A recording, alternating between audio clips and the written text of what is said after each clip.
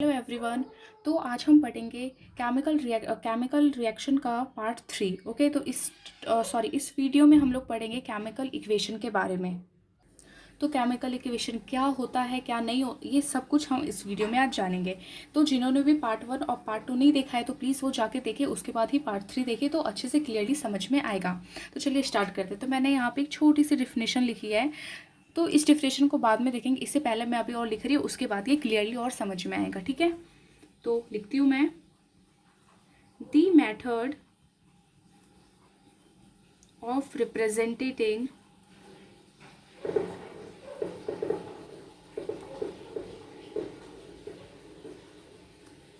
A chemical reaction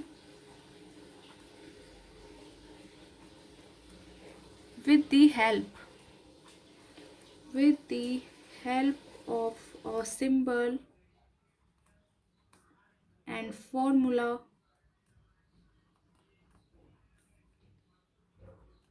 of the substances involved. It is known as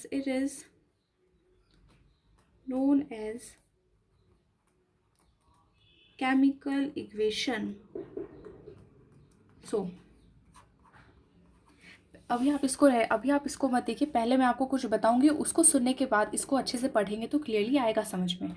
तो देखिए, chemical equation एक method होता है जिसमें हम है ना केमिकल रिएक्शन को है ना रिप्रेजेंट करते हैं, उसके सिंबल्स को यूज़ करके, उसके फॉर्मूले को यूज़ करके। एक शॉर्ट हैंड मेथड होता है। ठीक है, तो जैसे कि एग्जांपल लीजिए, जैसे कि मैंने जिंक लिया और हाइड्रोक्साइड, मैंने जिंक लिया और सल्फरिक एसिड लिया। ठीक है, मैंने जिंक लिया एंड उसको रिएक्ट किया सल्फरिक एसिड के साथ।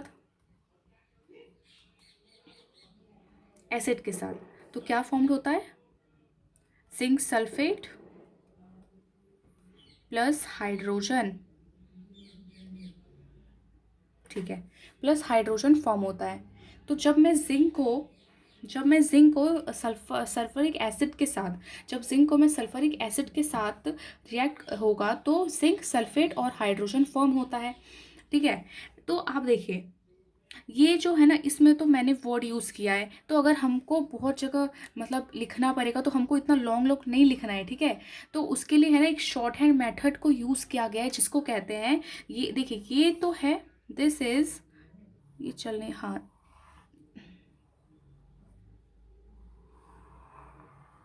ये जो है ना, दिस इज वर्ड इक्वेशन, ये है वर्ड इक्वेशन। ओके, एंड इसके फॉर्मूले, इसके सिंबल्स को यूज़ करके जो हम लिखते हैं, जैसे कि सिंबल जिंक का क्या होता है? Zn। हमने ये 9th क्लास में ही पढ़ा है।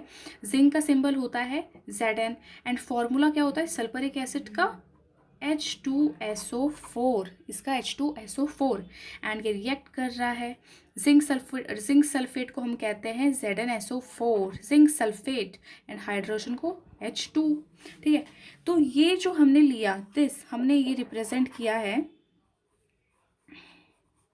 अब मुझे लगता है ये आपको समझ में आ रहा होगा कि मैं क्या कहना चाहती हूँ। ये है केमिकल इक्वेशन। ओके, तो ये है केमिकल इक्वेशन। अब देखिए, अब इसको हम समझते हैं यहाँ पे क्या मैंने लिखा था, अब इसको अच्छे से। तो देखिए, केमिकल इक्वेशन जो है एक शॉर्ट हैंड मेथड है जिसमें हम रिप्रेजेंट करते हैं एक केमिकल रिएक्शन को, है ना। यहाँ पे भी हमने एक केमिकल रिएक्शन ही तो किया है ना। इसको पर शॉर्ट हैंड मेथड से किया है जिसमें ज़्यादा टाइम नहीं लगता है, ऐसा। ओके, अब देखिए दूसरा definition, the method of representative, ये डिटेल का मेथड है और जब क्वेश्चन में पूछा जाएगा तो आप इसी तरह लिखना, ज़्यादा अच्छा रहेगा। The method of representing a chemical equation with the help of a symbol and formula of the substance involved in it is known as chemical equation.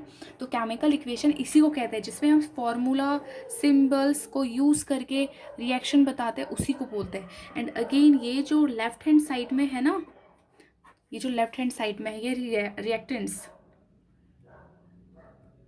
And ये जो राइट हैंड साइड में है ये प्रोडक्ट है। I hope अब आपको समझ में आ गया होगा कि केमिकल इक्वेशन आखिरकार होता क्या है। ठीक है, अब हम और एग्जांपल लेंगे जो हमारी एनसीईआरटी में है।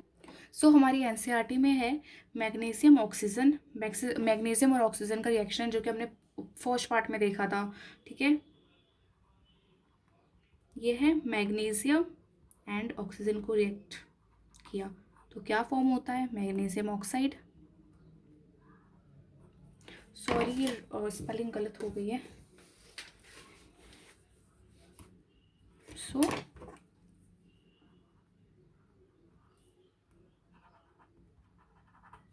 Magnesium oxide. सो अब मैग्नीशियम ऑक्साइड, अब ये तो है वर्ड इक्वेशन की फॉर्म में। अब इसको हम इक्वेशन की फॉर्म में कैसे लिखेंगे, मैग्नीशियम का सिंबल Mg, ऑक्सीजन का O2 एंड मैग्नीशियम MgO, ठीक है। अब आपके माइंड में कहीं ना कहीं ये तो आ ही रहा होगा कि यहाँ पे तो ये 2 है, बट यहाँ पे ऑक्सीजन जो है ये यहाँ पे 1 ही क्यों है ना। माइंड में आ रहा होगा क्योंकि ये जो है ना ये अनबैलेंस है, ओके। ये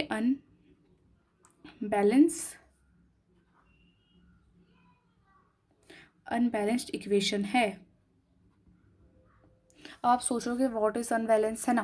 तो अभी देखिए घबराने की कोई बात है ना, बहुत अच्छे से समझ में आएगा अनबैलेंस और बैलेंस क्या होता है।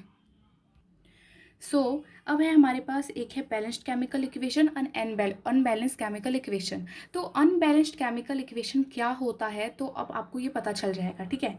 तो देखिए अनबैलेंस्ड केमिकल इक्वेशन वो इक्वेशन है जिसमें number of atoms of different elements के जो एटम होते हैं राइट हैंड साइड में एंड लेफ्ट हैंड साइड दोनों साइड में इक्वल होंगे, मतलब रिएक्टेंट्स में भी इक्वल होंगे और प्रोडक्ट में भी इक्वल होंगे, ठीक है। तो जिस उसमें बैलेंस्ड केमिकल इक्वेशन में क्या होता है, इक्वल नंबर होता है एटम्स का डिफरेंट एलिमेंट्स के इन एंड रिएक्टेंट्स में भी एंड प्रोडक्ट में भी। और अनबैलेंस्ड में क्या होता है, जस्ट अपोजिट है। अब आप समझ रहे होगे कि बैलेंस में अगर इक्वल होता है डिफरेंट एलिमेंट्स के एटम तो इसमें डिफरेंट सॉरी उसमें इक्वल होता है बैलेंस में, बट अनबैलेंस में डिफरेंट होता है। तो अनबैलेंस में क्या होता है, रिएक्टेंट्स और प्रोडक्ट के जो डिफरेंट एलिमेंट्स के एटम्स होते हैं ना वो अनइक्वल होते हैं। चलिए अब इसको डिफाइन करते हैं, क्योंकि देखिए बस बोलना नहीं, क्योंकि डिफिनेशन और लिखना आना बहुत ज़रूरी होता है, okay. So a chemical reaction a chemical equation, sorry equation है का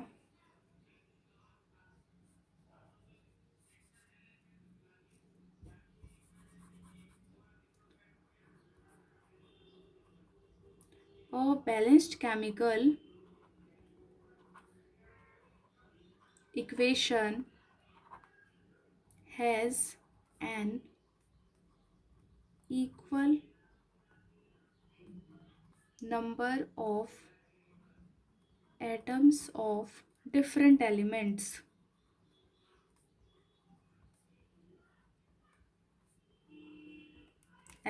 ओके। एंड इसमें क्या होता है,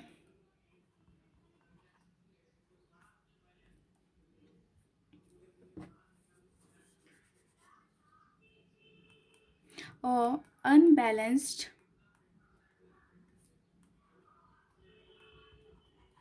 केमिकल इक्वेशन,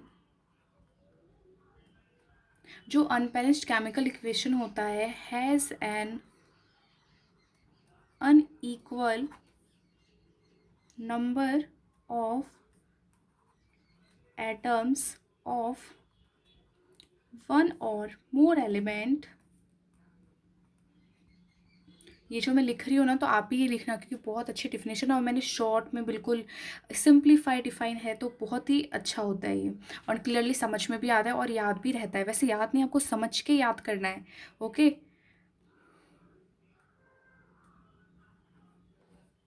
देखिए N unbalanced chemical equation has unequal number of atoms होता है ऑफ वन और मोर एलिमेंट के in the reactants and the product. कितना ईजी है ना।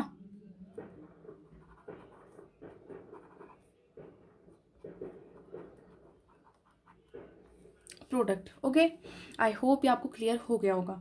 अब देखिए अब हम पढ़ते हैं एग्जाम्पल, क्योंकि एग्जाम्पल ही तो होना चाहिए ना, एग्जाम्पल तो बहुत मायने रखता है। मैं इसमें एग्जांपल ले लेती हूँ, जैसे कि हमने पहले केमिकल इक्वेशन में सबसे पहला क्या लिया था, जिंक का और सल्फेट का लिया था ना, जिंक और सल्फेट का, उसी का लेते हैं। तो Zn हमने लिया था जिंक जिंक एंड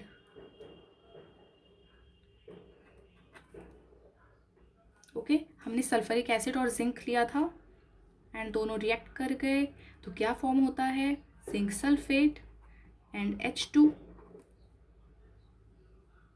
तो इसमें देखिए, इसमें आप देख रहे होगे, इसमें आपको है ना Zn का एटम जो है ना, ये होता है रिएक्टेंट्स। ओके, ये आपको याद रखना है, ये होता है reactants and this is product. Okay, this is product. अब देखिए यहाँ पे नंबर ऑफ, ये पेन नहीं चल रहा, सो इसमें है ना नंबर,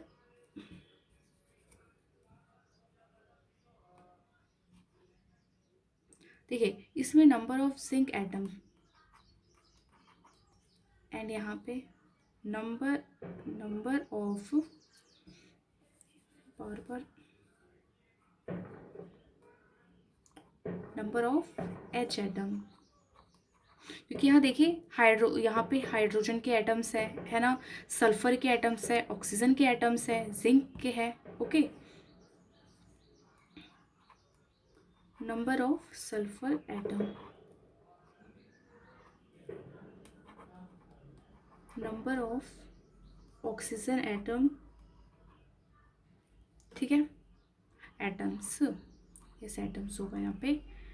ओके, दिस, अब देखिए इन रिएक्टेंट्स में एंड इधर प्रोडक्ट में आएगा। ओके, तो रिएक्टेंट्स में आप देख रहे होगे कि देखिए जिंक का एटम यहाँ पे भी 1 है, यहाँ पे भी 1 है, यहाँ पे भी 1 है ना, यहाँ पे भी 1, यहाँ पे भी 1। फिर हाइड्रोजन का यहाँ पे एटम 2 है, यहाँ पे 2 है, दोनों में 2 2 है, राइट में भी, सॉरी लेफ्ट में भी, राइट में भी, यानी रिएक्टेंट्स में भी, प्रोडक्ट में भी। अब आप देखिए सल्फर का यहाँ पे 1 है, यहाँ पे भी 1 है, और यहाँ पे ऑक्सीजन का 4 है एंड यहाँ पे भी ऑक्सीजन का 4 है, 4 4। इसमें आप देख रहे हो कि दोनों के है ना इक्वल है। ओके, दोनों के इक्वल है, ये मतलब दोनों का जो नंबर ऑफ एटम्स है रिएक्टेंट्स में और प्रोडक्ट में वो इक्वल है, इसलिए ये बैलेंस्ड केमिकल इक्वेशन है। ठीक है, अब चलिए अब दूसरे तरफ हम चलते हैं, अनबैलेंस्ड में। ठीक है, अनबैलेंस्ड में तो आपको लग ही रहा होगा क्या होगा, इसमें तो अनबैलेंस ही होना है ना। तो इसमें हम ले लेते हैं,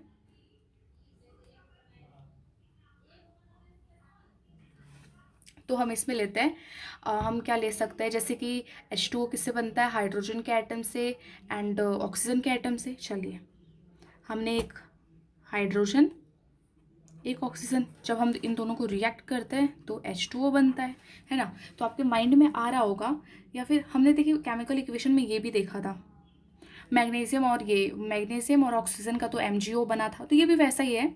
तो देखिए यहाँ पे आप सोच रहे होगे भाई यहाँ पे तो देखो 2 ऑक्सीजन के हैं, यहाँ पे तो 2 है ही नहीं, हाइड्रोजन के 2, यहाँ पे 2, तो ऐसा क्यों हो रहा है। देखिए यहाँ पे number of H atoms in reactants में, इन प्रोडक्ट में यहाँ पे 2 2। Okay, and number of oxygen atoms यहाँ पे 2 है रिएक्टेंट्स के साइड में एंड यहाँ पे तो 1 है। ऐसा क्यों हो रहा है, तो देखिए, तो हमको है ना अनबैलेंस्ड को बैलेंस्ड करना पड़ता है, हमको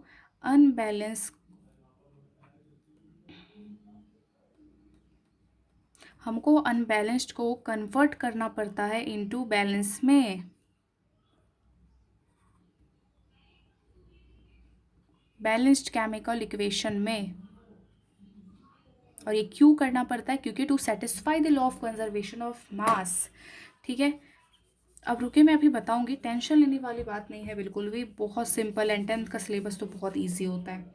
देखिए आपने क्लास नाइन्थ में आपने पढ़ा ही होगा law of conservation of mass. Okay, so हमने वहाँ पे लिया था H2 एंड O2 को क्या बनता है H2O।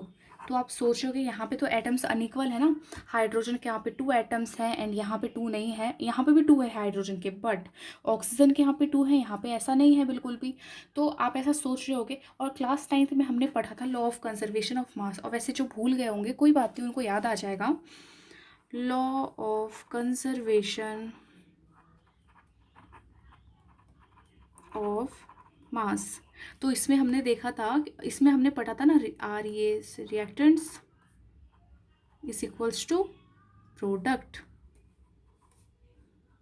इसमें जो मास होता है रिएक्टेंट्स का, दोनों इक्वल होता है, यानी रिएक्टेंट्स का मास एंड प्रोडक्ट का मास क्योंकि इक्वल होता है, क्योंकि रिएक्शन से तो मिलके प्रोडक्ट बनते हैं, है ना। तो ऐसे ही सबको याद ही होगा क्योंकि क्योंकि हमने ये क्लास 9th में ही पढ़ा था।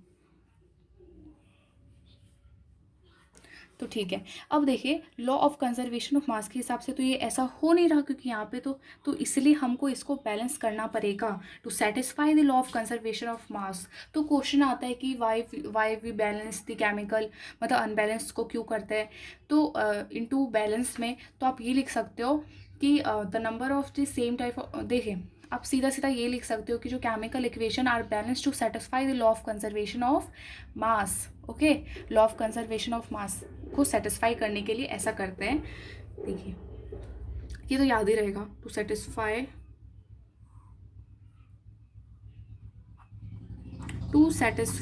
The law of conservation of mass. Okay, I hope it is clear. अब देखिए, अब इसको बैलेंस कैसे करते हैं। अब ये पहला सवाल तो ये उठता है ना, हाँ जी बैलेंस अब करते कैसे, इतना तो पता चल गया ये बैलेंस होता है, अब कैसे करते हैं। अब ये ऐसे करता है, इसके लिए हमको हिट एंड ट्रायल मेथड का यूज़ करना पड़ता है। ओके, तो देखिए मैं बहुत अच्छा सा ट्रिक आपको बताऊंगी, ठीक है ना, जिसमें आप चुटकियों में तुरंत है ना बैलेंस कर दोगे। जैसे कि यहाँ पे देखिए, आपको बस याद रखना है कुछ टर्म, 4 टर्म। ओके, सबसे पहला मेटल,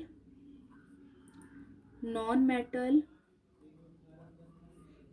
ऑक्सीजन, हाइड्रोजन। तो आपको ये 4 टर्म याद करने। देखिए यहाँ पे हमको कोई मेटल नहीं दिया गया है, कोई नॉन मेटल भी नहीं है। फर्स्ट आता है ऑक्सीजन, तो पहले ऑक्सीजन को पहले लाइन बाय बैलेंस करेंगे, ठीक है। इसलिए यहाँ पे metal, non metal, oxygen, hydrogen. तो ऑक्सीजन है, सबसे पहले ऑक्सीजन। ऑक्सीजन यहाँ पे 2 है, यहाँ पे तो 1 ही है एटम, तो यहाँ पे हम लोग 2 कर देंगे, यहाँ पे नहीं करेंगे, यहाँ पे 2 करेंगे। और ये 2 जो यहाँ पे करेंगे दोनों मल्टीप्लाई हो जाएगा। अब यहाँ पे तो अब आप बोलोगे ठीक है ऑक्सीजन का तो अब 2 हो गया, लेकिन हाइड्रोजन का तो 4 हो गया, क्योंकि पहले 2 था, दोनों मल्टीप्लाई किए तो 4 हो गया, यहाँ पे तो 2 है। तो अब हम हाइड्रोजन को बैलेंस कर देंगे 2। अब देखिए ये बैलेंस हो गया।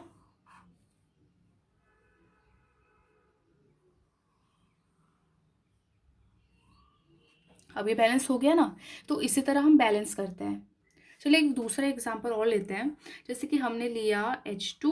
ओके, एंड इम्पॉर्टेंट देखिए, अगर कोई भी चीज़ सॉलिड में होती है तो देखिए हाइड्रोजन तो एक गैस है, तो यहाँ पे इस तरह ऐसे लिखना पड़ेगा, ठीक है।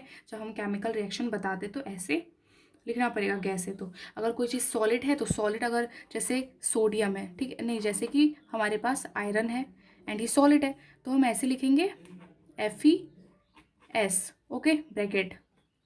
एंड अगर हमारे पास अगर कोई एक्वस सॉल्यूशन है तो AQ, ओके। एंड अगर हमारे पास लिक्विड है तो ये लिख कर देंगे।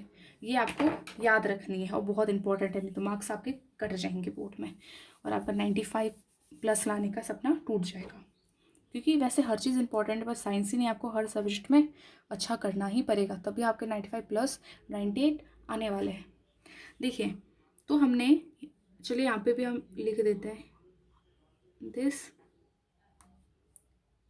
फिर जी, ये गैस है एंड ये लिक्विड H2O वाटर होता है एंड ये लिक्विड फॉर्म है, तो हो जाएगा। आई होप इट इज़ क्लियर। तो अब देखिए हमने हाइड्रोजन लिया एंड अब क्या लिया, क्लोरीन। क्लोरीन भी एक गैस होता है एंड ये जब दोनों मिल जाते हैं रिएक्ट करते हैं, क्या फॉर्म होता है, HCl, है ना। तो अब फिर सोचो कि यहाँ पे 2, यहाँ पे 2, यहाँ पे तो ऐसा है ही नहीं, तो कोई नहीं, अब इसको बैलेंस करेंगे। देखिए यहाँ पे मेटल है, कोई मेटल नहीं है, नॉन मेटल है, यस यहाँ पे नॉन मेटल है। नॉन मेटल क्या है? क्लोरीन। तो अब ये क्लोरीन है, क्लोरीन को पहले बैलेंस करेंगे, तब यहाँ पे 2 2। अब हमने इसको 2 किया तो देखो दोनों हो गया बैलेंस। ये तो बहुत सिंपल था, और बैलेंस करना बहुत इजी होता है। आपको बस ये याद करना पड़ेगा, पहले मेटल बैलेंस करेंगे, फिर नॉन मेटल, फिर ऑक्सीजन, फिर हाइड्रोजन। और हमेशा ऐसे होना है, जैसे कि कुछ दिया गया है, हमने मेटल बैलेंस किया, फिर नॉन मेटल किया, फिर नॉन मेटल को बैलेंस करने के बाद हम लोग को फिर से जाके देखना पड़ेगा, हाँ मेटल को कुछ डिस्टर्बेंस तो नहीं हुआ।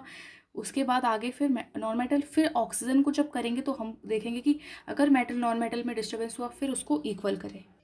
तो अब हम देखेंगे कि कोई इक्वेशन है, अब उसको मोर इन्फॉर्मेटिव कैसे बनाया जाता है। मैंने जो यहाँ पे जी का जी लिखा, गैसियस है तो अगर लिक्विड है तो ये वाला साइन दिया, एक्वस है तो ये वाला दिया, ओके, एंड सॉलिड है तो ये दिया। तो ये क्यों दिया? ये हम इसलिए दे रहे हैं कि हम इक्वेशन को मोर इन्फॉर्मेटिव बना रहे हैं, ओके, इन्फॉर्मेटिव बना रहे हैं। तो हम उसका है ना इन्फॉर्मेटिव बनाने के लिए उसका फिजिकल स्टेट बताते हैं ना। तो फिजिकल स्टेट तो यही है, गैसियस साइन दिया यानी गैसेस है। सॉलिड है तो सॉलिड में कोई जैसे एफ ही लिया, अब ये सॉलिड तो ये बता रहे हैं ना कि ये सॉलिड है। तो ये होता है फिजिकल स्टेट, हमें इंडिकेट कर रहे हैं। और जब भी आप ये करो, जब भी आप केमिकल रिएक्शन कोई कर रहे हो, तो वहाँ पे ये वाली आप, ये जो होता है ना, ये आप ज़रूर देना। अब देखिए, अब हम है ना उसमें हीट चार्जेस को भी बताते हैं, हीट चार्जेस कौन सा टेक प्लेस हो रहा है रिएक्शन में, okay.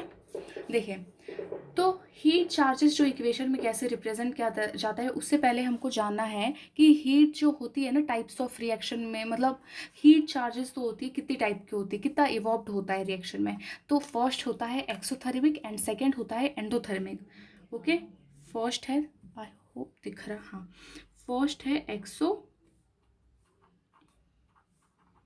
Exothermic reaction, okay, exothermic reaction. And second है, देखिए ये है एक्सोथर्मिक, एंड सेकेंड है एंडोथर्मिक।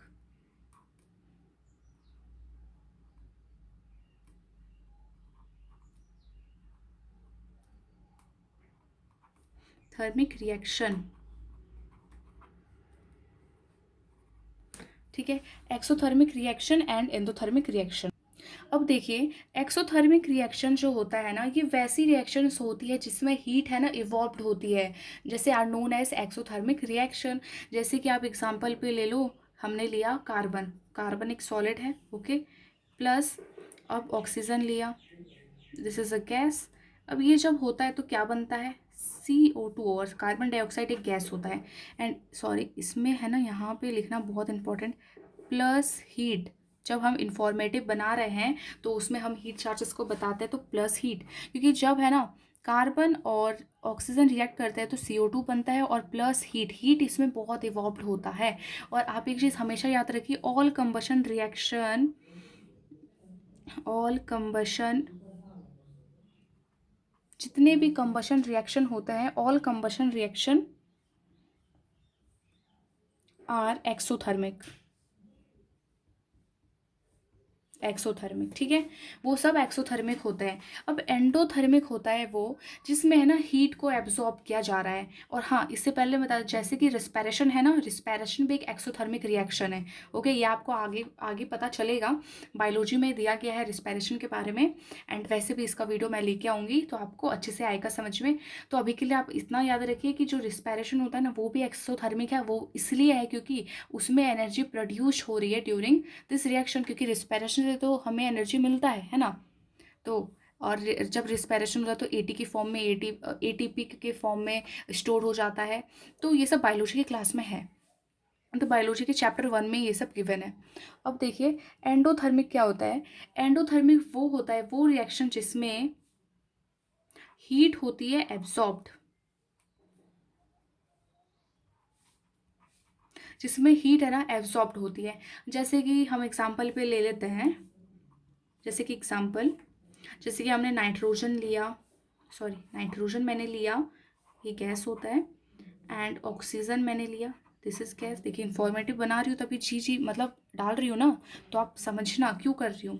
इसमें क्या होता है? हीट लगता है, इसमें हीट की ज़रूरत होती है, प्लस हीट, तब मिलके बनता है nitrogen monoxide. Nitrogen monoxide. Okay. तो देखिए इसमें पता है क्या होता है, जब आप जिसमें रिएक्शन होगा ना, जब आप उसको टच करोगे उसका टेम्परेचर गिर जाएगा, मतलब बहुत ठंडा हो जाता है वो, ठीक है। तो जो रिएक्शन होता है बिटवीन ऑक्सीजन में टू फॉर्म नाइट्रोजन मोनोऑक्साइड, वो एंडोथर्मिक रिएक्शन क्यों है, क्योंकि इसमें हीट एब्सॉर्ब हो रही है, ठीक है। तो इसमें ऐसा ही होता है। अब देखिए, तो देखिए एक चीज़ आपको हमेशा एंडोथर्मिक में पता है क्या होता है, हीट है ना, एंडोथर्मिक में हीट जो होती है, हाँ हीट जो होती है वो है ना, आपको है ना लेफ्ट हैंड साइड में मिलेगा। Okay, left hand side. And जो एक्सोथर्मिक होता है, एक्सोथर्मिक में आपको हीट, मतलब प्लस हीट का साइन यहाँ पे भी प्लस ही होता है, प्लस हीट आपको राइट हैंड साइड में दिखेगा, क्योंकि बता रहा है कि उसमें हीट एब्सॉर्ब हो रहा है एंड इसमें हीट प्रोड्यूस इवॉल्व हो रही है, तो यही बताता है। तो ये आपको याद रखना है। एंड अगेन आपको पता है फोटोसिंथेसिस भी जो होता है ना, फोटोसिंथेसिस, वो भी, वो जो होती है वो भी एक हाँ एंडोथर्मिक होती है। देखिए फोटोसिंथेसिस का जो प्रोसेस होता है, ये तो सब जानते हैं, ग्रीन प्लांट्स मेक करती है अपना खाना बनाने के लिए, फोटोसिंथेसिस का प्रोसेस होता है, ठीक है।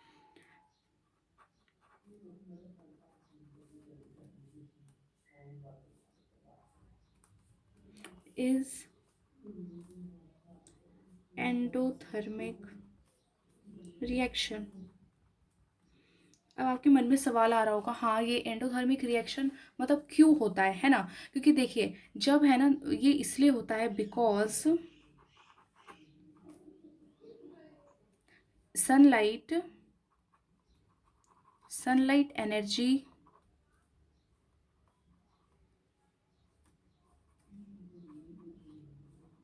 देखिए, क्योंकि जब फोटोसिंथेसिस में क्या होता है, जो क्लोरोफिल होती है वो एब्सॉर्ब कर लेती है सनलाइट, है ना, मीन्स एब्सॉर्ब कर रही है, मतलब अपना मतलब प्रोसेस करने के लिए, खाना बनाने के लिए, तो इसलिए वो एंडोथर्मिक है, क्योंकि एब्सॉर्ब कर रही है वो heat, because sunlight energy is मतलब एन एब्सॉर्ब्ड।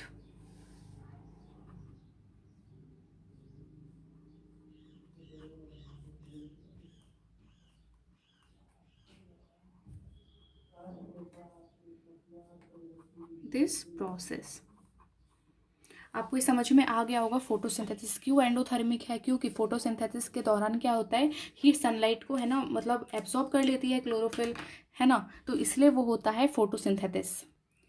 सो आज के लिए थैंक यू बच्चों। तो अब हम लोग मिलेंगे नेक्स्ट वीडियो में, पार्ट 4 में, तो हम उसमें पढ़ेंगे types of chemical reaction. Okay, bye bye.